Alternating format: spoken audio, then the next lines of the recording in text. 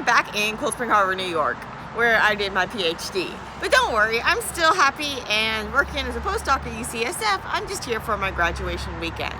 One of the weird things about grad school is that everybody graduates at like different times, but then you have like a ceremony at at one point, and at that point you actually have people from all sorts of different years, or at least a couple years.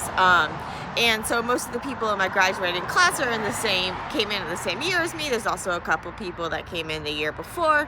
And so, because it all really depends on the people's project and how long the project takes and that sort of thing.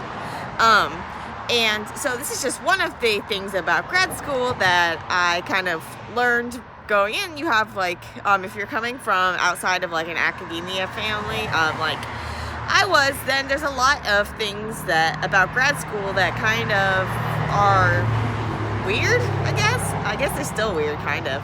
But there's a lot of things about how the programs are structured, as well as various things about who's who in a lab, all sorts of different things that you have to get used to going through grad school. And kind of this hidden stuff can kind of be a deterrent to actually getting your foot in there and even applying for grad school. And so throughout the years, I've tried to make things easier for people by kind of revealing behind the scenes look at grad school and now postdoc life. And so I just wanted to let you all know that I have this page on my blog where I have links to posts on a bunch of these topics to help you understand grad school, at least how it works in like biomedical type sciences, biological sciences, that sort of thing. Programs are going to be different for different fields and different for different schools and programs. And so I really encourage you, if you're interested in grad school, to look at the websites of schools or programs or labs that you might be interested in working at, and then looking at the school's programs.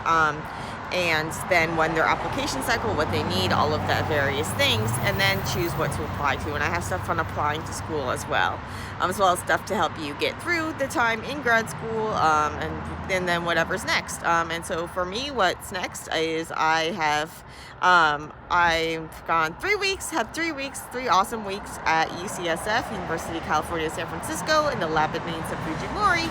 And I'm doing some really, really cool work, and I'm really, really excited about it and really, really happy. But this weekend I am back here for the formality of the graduation ceremony, where I put on a big funny hat and a robe and stuff. And yeah. So that's that. So that's just one step, and I'm sure then I'll have a post on my blog page about that too. And so all of this is on the page so that you guys can have a better idea of what grad school involves, and maybe hopefully see it as something that, if you're interested in science, that you can see yourself have a career in science, and that you can help understand the process a little bit better. Also, be sure to check out the IUBMB training initiative. So the IUBMB is the International Union for Biochemistry and Molecular Biology.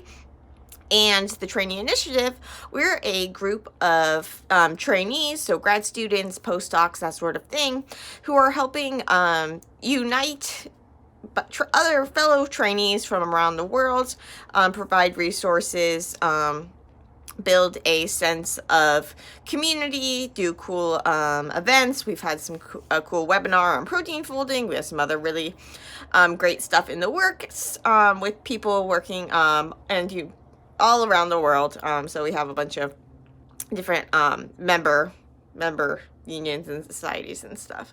And so it's a really, really cool initiative. And so, yeah, check it out, and hope that all of this can help.